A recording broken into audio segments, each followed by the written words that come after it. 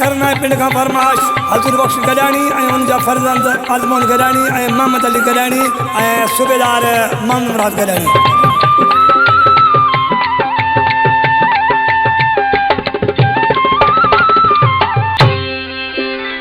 या दुश्मन तोखे भुल आ मुझको गुलाब जो गुल या दुश्मन तोखे भुल आ मुझको गुलाब जो गुल या दुश्मन तोखे भुल आ मुझको गुलाब जो गुल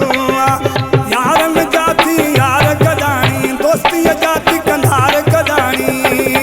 जखे शीहन जेड़ी दिल आ मुझको गुलाब जो गुल या दुश्मन तोखे भुल आ मुझको गुलाब जो गुल।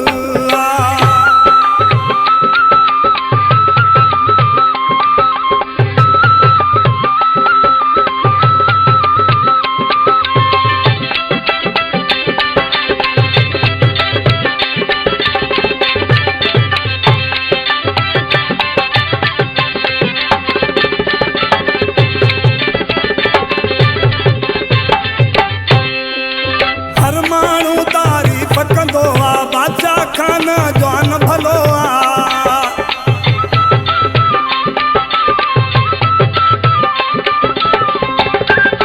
हर माण्हू तारीफ़ कंदो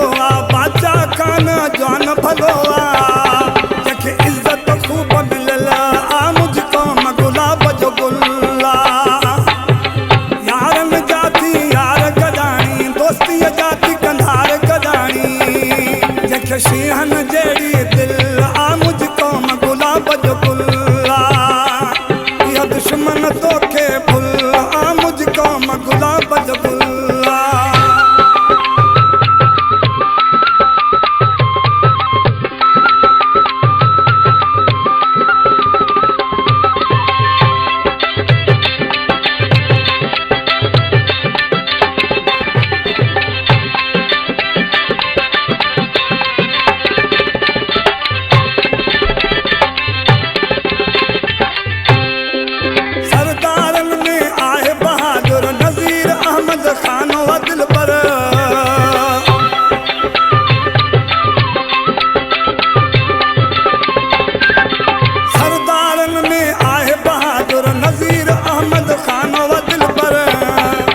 हर माण्हू शामिल आ मुझको गुलाब जो गुल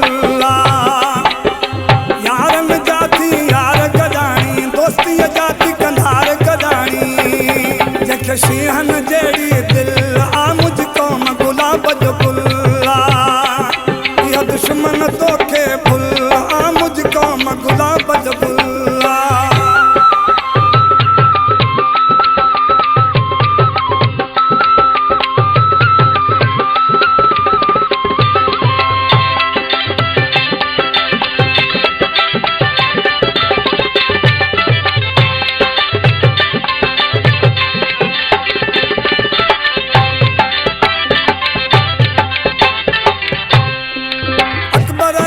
गजानी चवे तो कौम पंहिंजी अॼु सराह करे पियो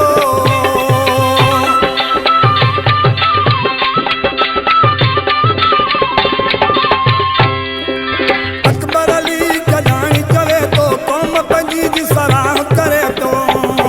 तारीख़ ॾिसो त लिखियल आ मुझको गुलाब जो गुल यारन जाती यार गजानी दोस्तीअ जाती कंधार गजानी